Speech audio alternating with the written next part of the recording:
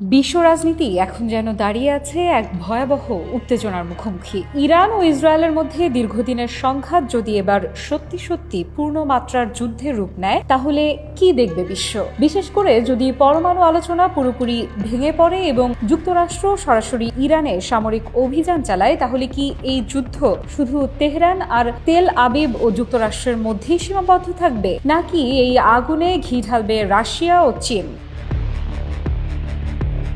ইরানের সামরিক সক্ষমতা আজ আর আগের মতো নয়। বছরের পর বছর ধরে যুক্তরাষ্ট্র ও ইসরায়েলের সম্ভাব্য হামলার কথা মাথায় রেখেই তারা গড়ে তুলেছে এক আত্মনির্ভর ও বহুমাত্রিক প্রতিরক্ষা ব্যবস্থা। তাদের ড্রোন বাহিনী যেমন শাহেদ 136, মোহাজের 6 এবং হোমা VTOL ইতোমধ্যেই বহুবার যুদ্ধক্ষেত্রে কার্যকারিতা দেখিয়েছে। ইরানের বিপ্লবী গার্ড বাহিনী বা IRGC এখন শুধু এক সামরিক বাহিনী নয়, বরং এক প্রভাবশালী আঞ্চলিক শক্তি, যাদের রয়েছে সিরিয়া, ইরাক, লেবানন, ইয়েমেন সহ বিভিন্ন দেশের সক্রিয় ছায়াশক্তি।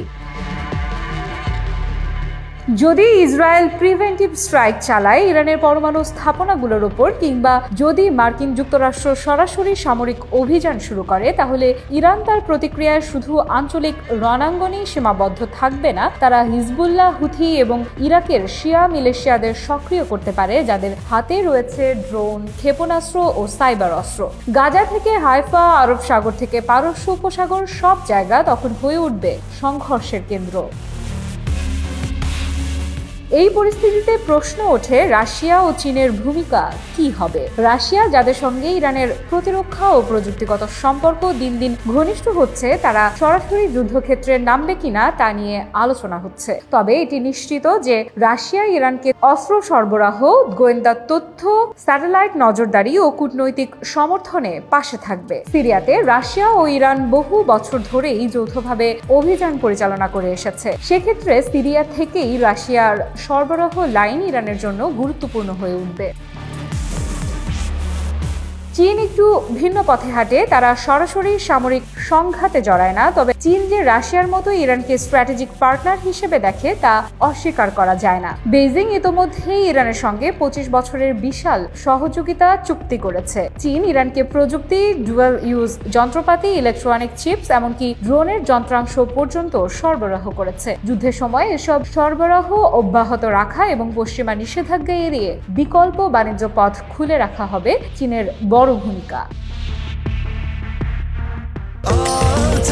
স্বাস্থ্যকর অল টাইম হানিকম্ব, সব সময় অল টাইম হেলদি লাইফ। চীন এবং রাশিয়া আন্তর্জাতিক কূটনৈতিক মঞ্চেও ইরানের জন্য এক ধরনের প্রতিরক্ষা বলয় গড়ে তুলবে। জাতিসংঘ নিরাপত্তা পরিষদে তারা ওয়াশিংটনের যুদ্ধের বৈধতা নিয়ে প্রশ্ন তুলবে। নিষেধাজ্ঞার বিপরীতে গিয়ে ইরানের সঙ্গে অর্থনৈতিক লেনদেন ও বাণিজ্য স্বাভাবিক রাখবে। আবার একই সঙ্গে যুদ্ধের কুপ্রভাব যাতে মধ্যপ্রাচ্যে চীনের বেল্ট অ্যান্ড রোড প্রকল্প বা রাশিয়ার তেল ও গ্যাস বাণিজ্যে না পড়ে, সেদিকে কৌশলগতভাবে নজর রাখবে। ইরানও বুঝে গেছে যে শুধু নিজের শক্তি দিয়ে বড় মাপের যুদ্ধে টিকে থাকা কঠিন। তাই তারা আগে থেকেই জোট গড়েছে শত্রু শত্রু আমার মিত্র নীতিতে। মস্কো ও বেইজিং এই মুহূর্তে তেহরানের জন্য শুধুই বাণিজ্য অংশীদার নয়, বরং ভবিষ্যতের সংঘাতের জন্য প্রস্তুত কৌশলগত ঢাল।